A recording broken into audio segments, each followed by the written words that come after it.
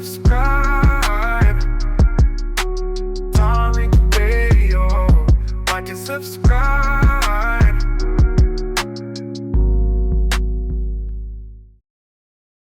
Let's get Nigel in the building. Brother Nigel. Yeah, Tariq, I just had some questions. So there's all this talk about deportations and stuff like that. Mhm. And now you talk about immigration.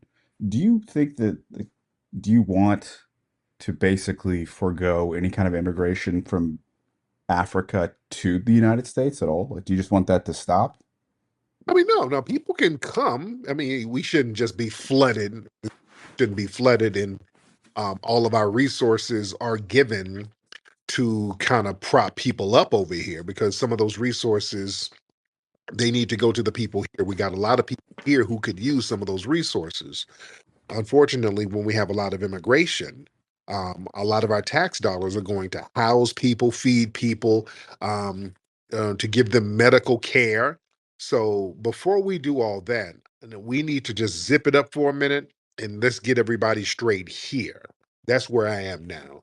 Once we get a lot Hmm. straight here, then we can say, okay, let's get some more folks over. But just draining our resources when we have people over here in need, I'm not with that. And that's for all Americans. There's a lot of people across the board who they need assistance, they need jobs, they need these resources, they need the proper medical care. And I think that we go to citizens first, right? Yeah, no, I'm all in favor of that.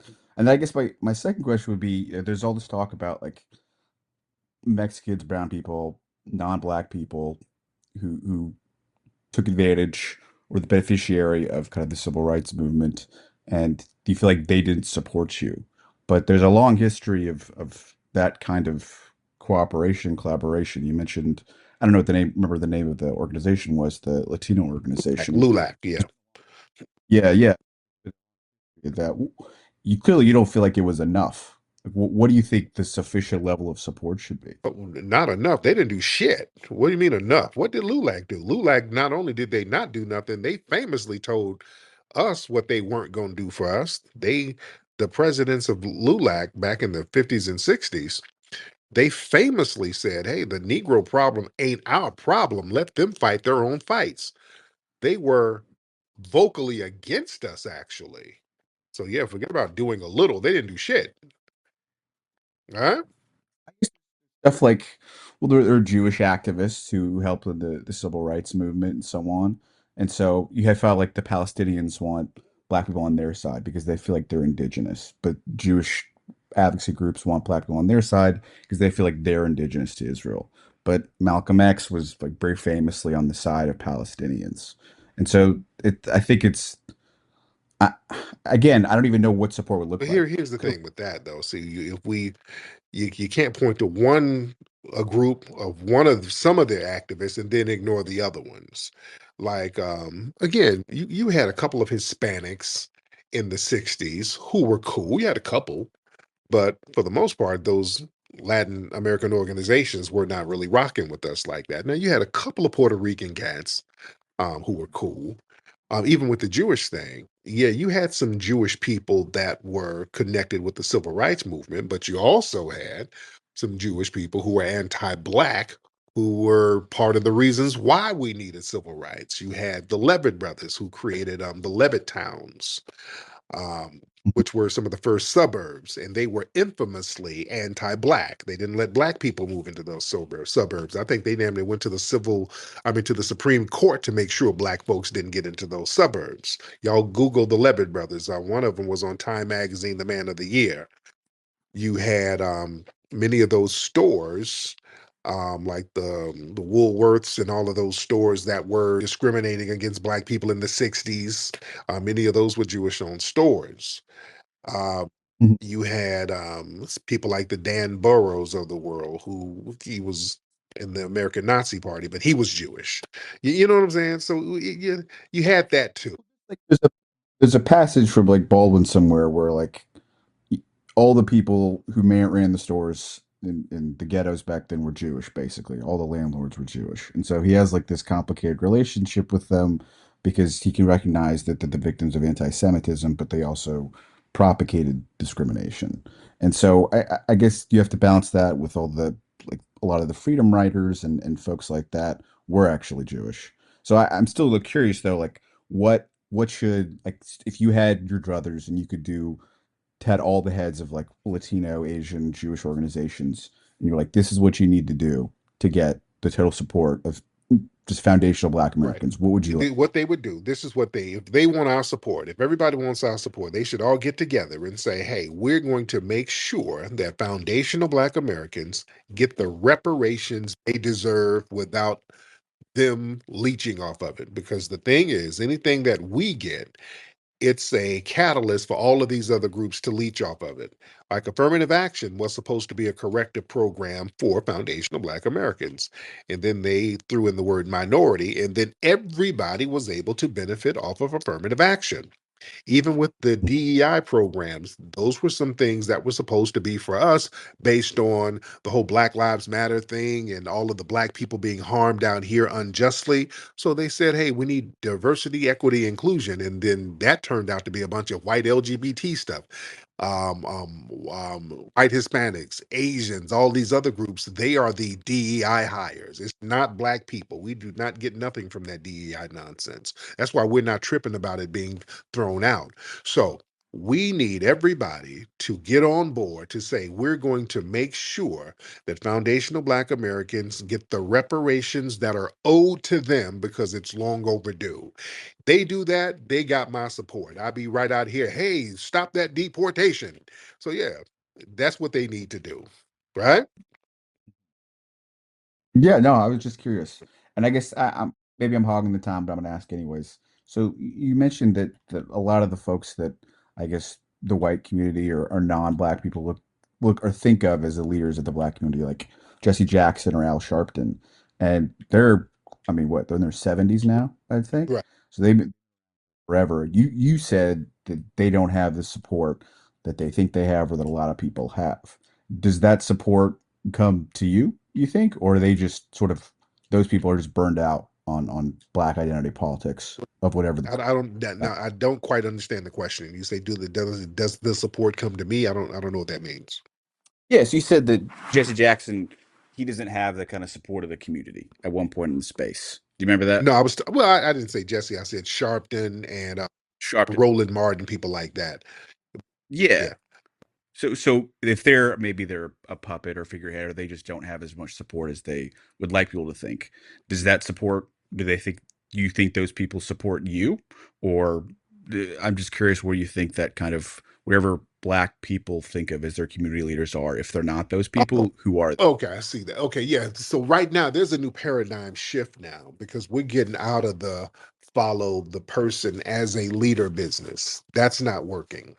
And I constantly tell people I'm not the leader of anything, nor do I want to be. What we're doing now, we're having the code be the leader. That's why what's going on now, there's a major delineation movement going on right now.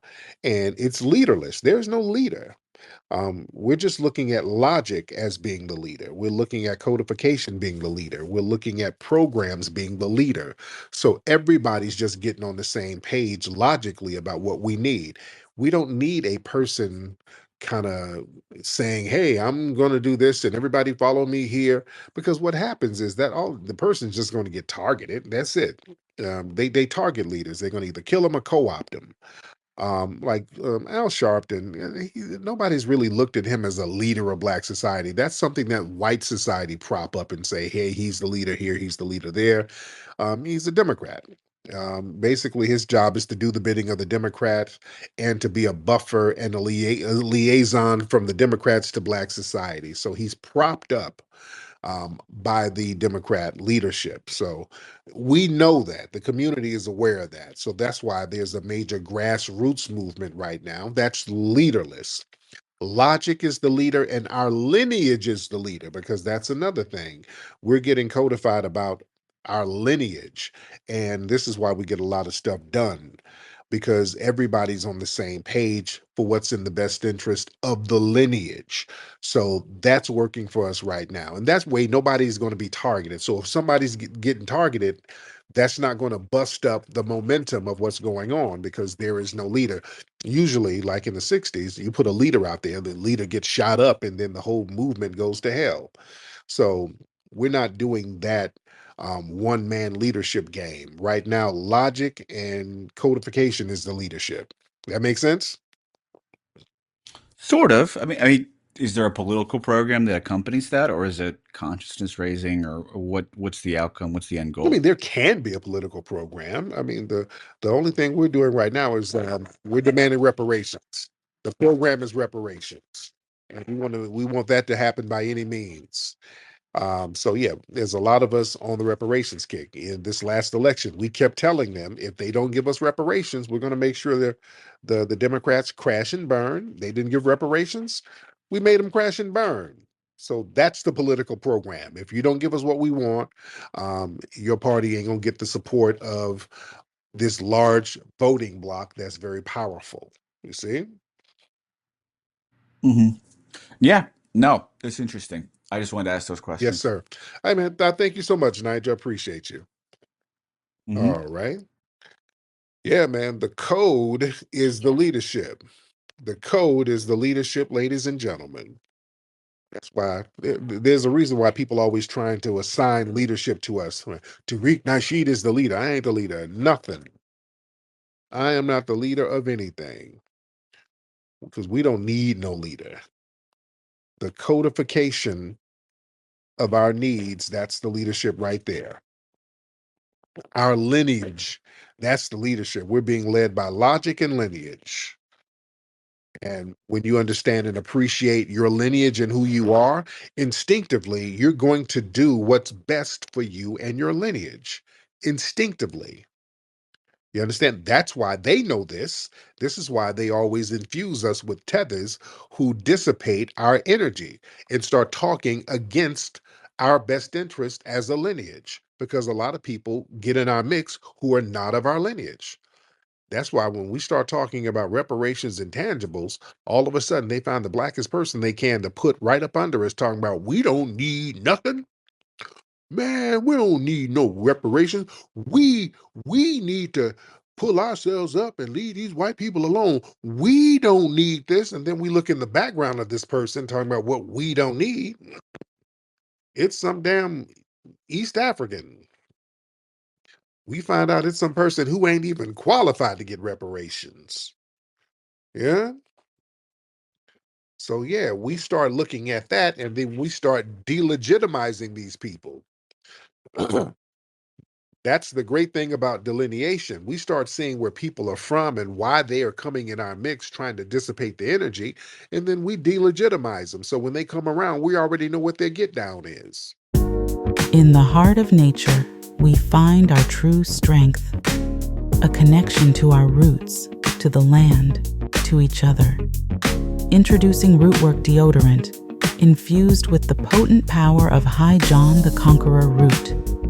Embrace the natural strength and resilience passed down through generations. Feel the purity of natural ingredients, harmonizing with your body and spirit. Rootwork deodorant, bringing you in tune with nature and with yourself. Rootwork deodorant. Connect, empower, thrive. Available now at rootworkstyle.com.